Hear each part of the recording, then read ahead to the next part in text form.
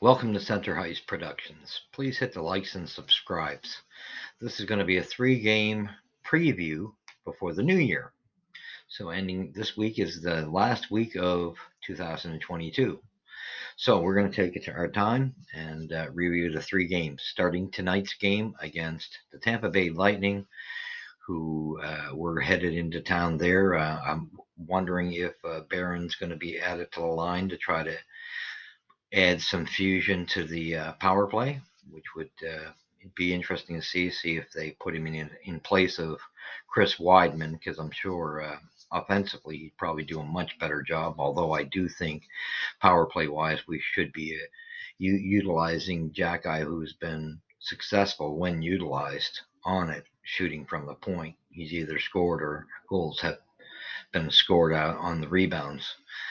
And I do think Gouli as well should be utilized. So these are some things that it's evident it doesn't seem like Burrows is smart enough to figure out. But anywho, don't expect this game. I would expect Corey Perry will put on a performance. This being, he's the type of guy he's going to send a message. And don't be surprised if he gets a goal or is involved because he's great at picking up garbage goals, and I wouldn't be one bit surprised he gets on the board with one. Sergachev, this is going to be the remembrance game again. That's going to remind us of that wonderful trade that Mark Bergevin made with getting Jonathan Drouin for Sergachev, and I think Sergachev showing the signs of now being their top defenseman. Really, he's really showed the signs, and be more than expecting to see him score a goal and some rough things happen within this game. I would expect also. Don't be one bit surprised if Patrick Maroon tries to challenge Jack Eye to get a rematch for the fight that he got his tush kicked in. But at the same token, this is a game that we will not come close.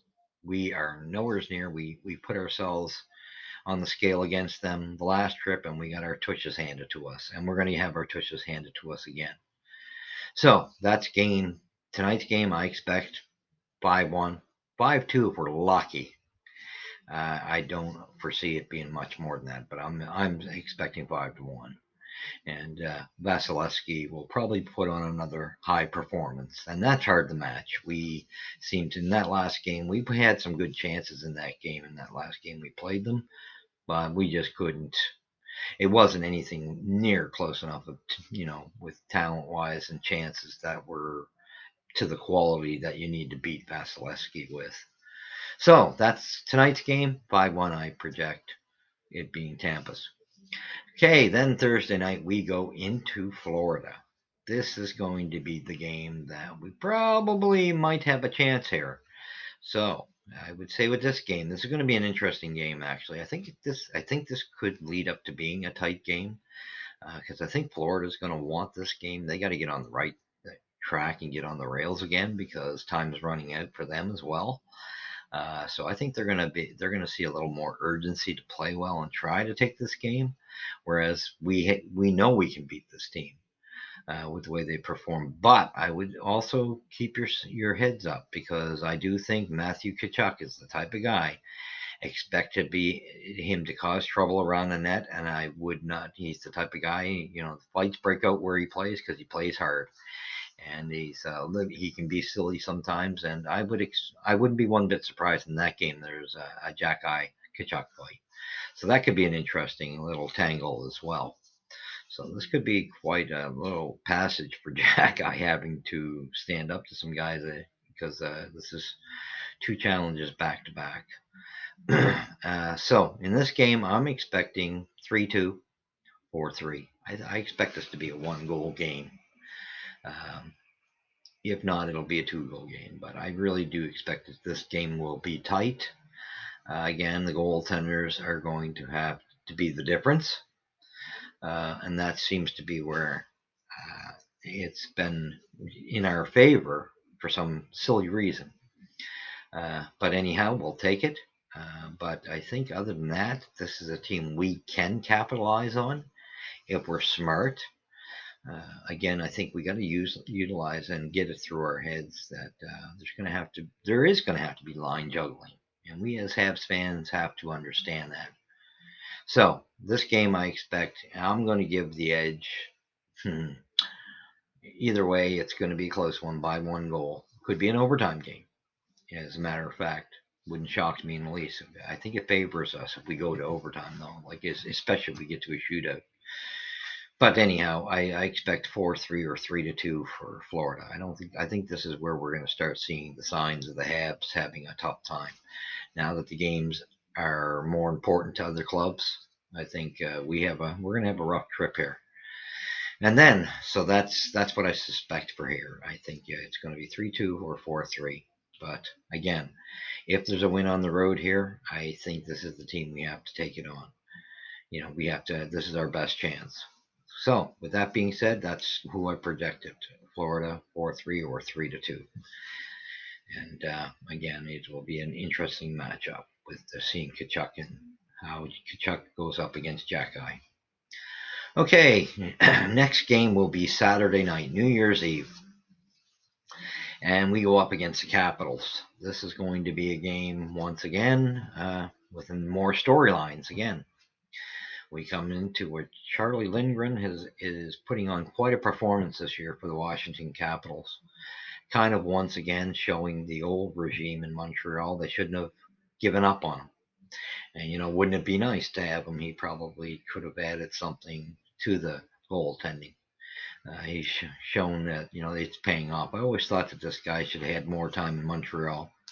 He wasn't really given a fair shake. But he's doing well with Washington, so expect him to perform very well against the Habs. I always expect these guys that were ex-Habs, and especially when the Habs gave up on them, to perform well. So this game, I still say this is not one. I think Washington's, again, a lot like Florida, but they've been kind of having a little more fortune with getting some victories, and I think this is a game. It's going to be interesting to see. Do we put Gooley on Ovi again? Because I think that's your only chance of shutting Ovi down, is putting Gooley on him. So we'd have to see from there. Although I wouldn't be surprised if he scores a goal or is in on them with Knutsev. I wouldn't be one bit surprised whatsoever. Um, Other than that, Lars Eller again is another guy that we unloaded who plays so well against the Habs. I'll expect him to have a goal or two. He'll perform well. He always does. So again, in this game, I think the desperation is more in Washington's favor. So this one, maybe again, it could be a 3-1, 4-2 for the Capitals. That's how I'll project that game for Saturday night. I just think that Washington's in desperation mode, and this is a team to keep an eye on because I do think this is a team that's been knocking on our door for the trade rumors. So that does the preview for the 3 games. So this is a shorter video. And then we get into the rumors. And, there's been recent rumors that have come out from Kent Hughes saying that Edmonston and Anderson aren't on the trading block. Well, come on, guys. I've seen this on TikTok. I've seen it all over the map. Do you think he's going to tell everybody his hand? That would be the dumbest thing anybody could do. So let's use our common sense here. What happened last year? Well, we had no one, he said the same thing with Lehkonen and Toffoli, and they both ended up out the door, correct? So, again, I think there will be one of these two, if not both, will be involved in a trade. No doubt in my mind. Mind you, I will say I think Sean Monahan will be a guarantee, like a for sure trade. And I do think he'll bring us in a first rounder. The other two, again, of course, Hughes is not going to put his heart, not going to put his information out there. We got to use our common sense. So I would expect one, if not both of these guys to end up too, because we're going to try to get as many first rounders as we can, and we should try to do that. Give us more crack, a bigger crack, because with our pick and Florida's already, that gives us 2 chances, an extra chance at the lottery. So why not try to get one more that maybe with one of those teams that's like the Capitals that are struggling, and who knows if they're going to get in the playoffs, right? So that would be, a first round pick. If we could gain another one, that would give us three cracks at it, and maybe we get 4 or 5. Who knows, right? That's wishful thinking.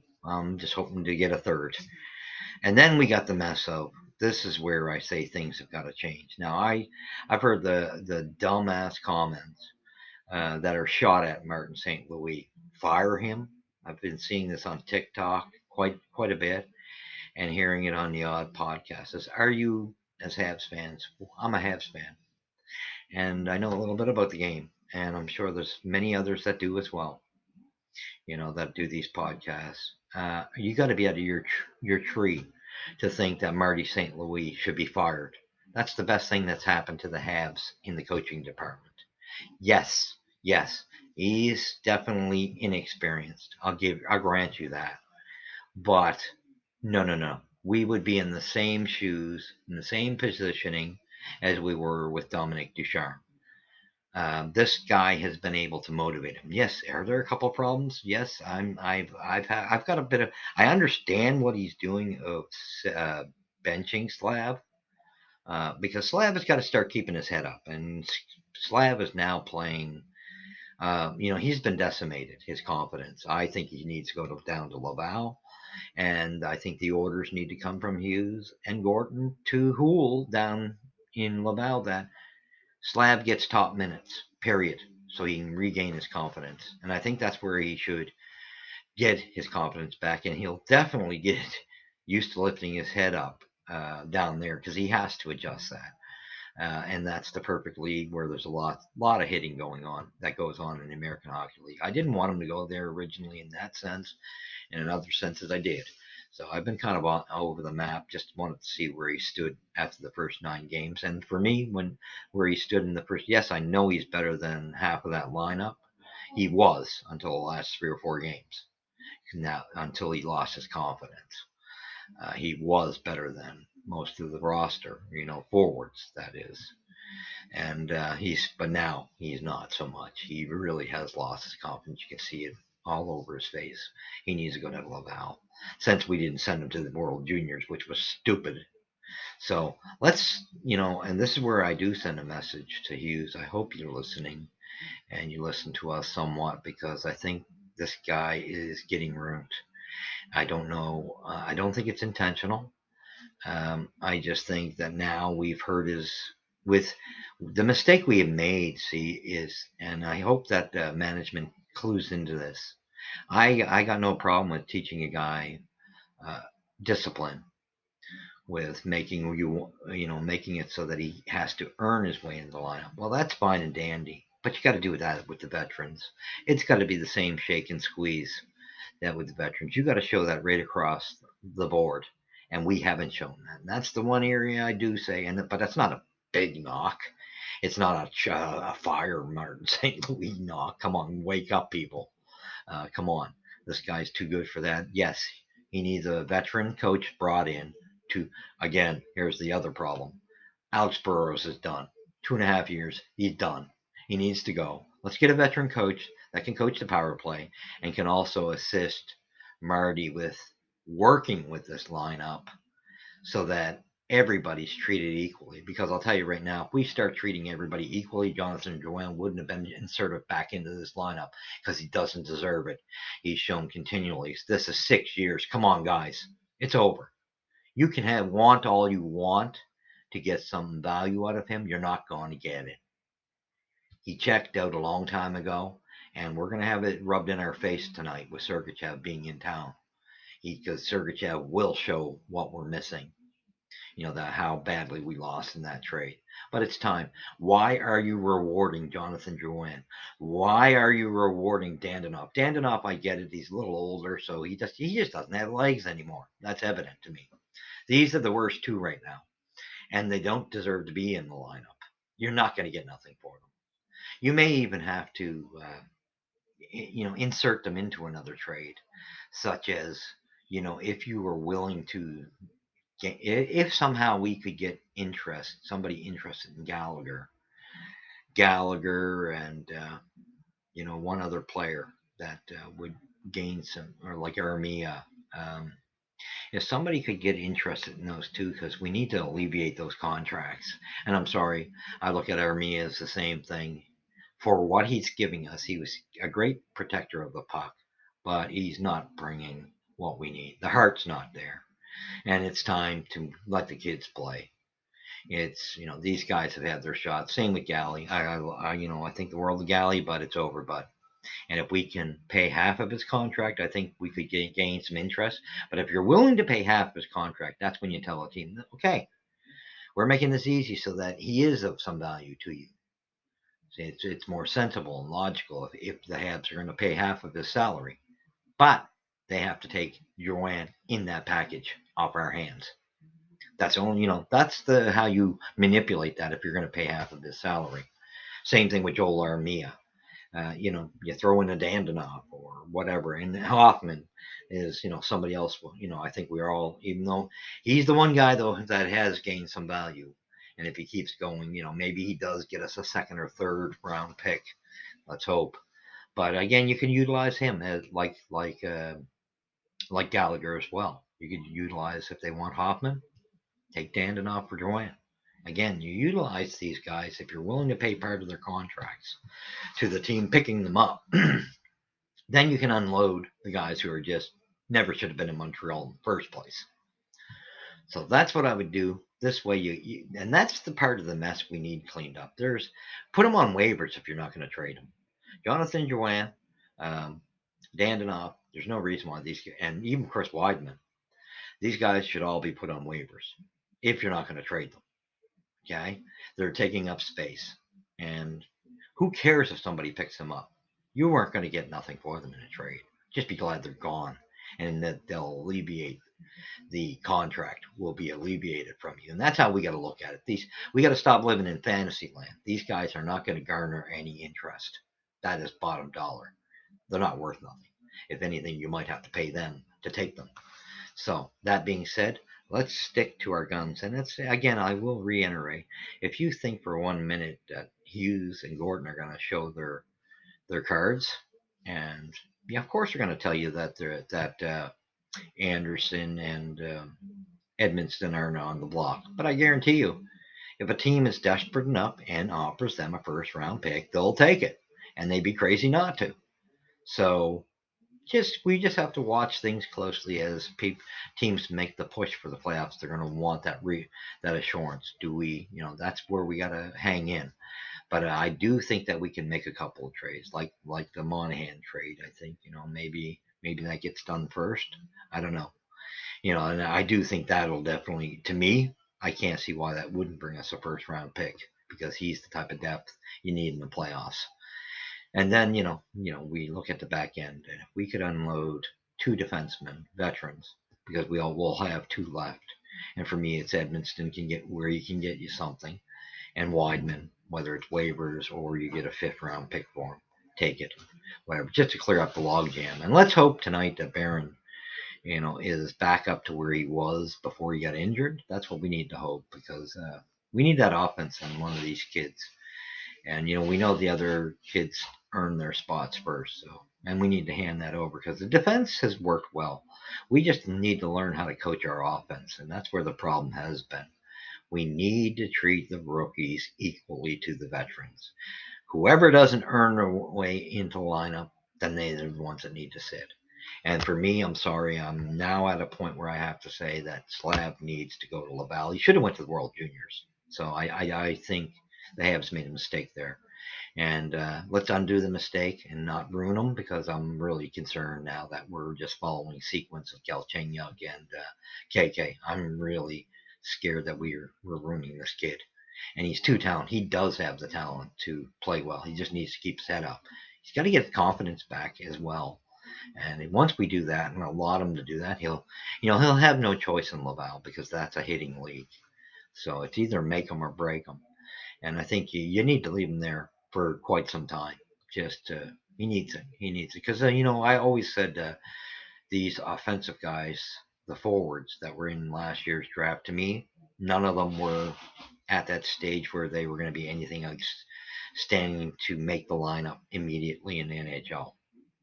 To me, I think the best one was the defenseman. Nemec was a little more ready than the forwards. But this, to me, that draft doesn't compare anywhere near the up and coming draft. So let's get the first round picks, and I wish you all a happy new year. Take care of yourselves, and I hope that you're blessed really well, and I hope you're well, that you have the best of health. Please hit the likes and subscribes. It would be muchly appreciated. We're trying to build this channel. We need some likes and subscribes. We need to bring these numbers up. And I wish you all the best. And where does the puck drop first? At center ice. Thank you, and take care of yourself, and Happy New Year.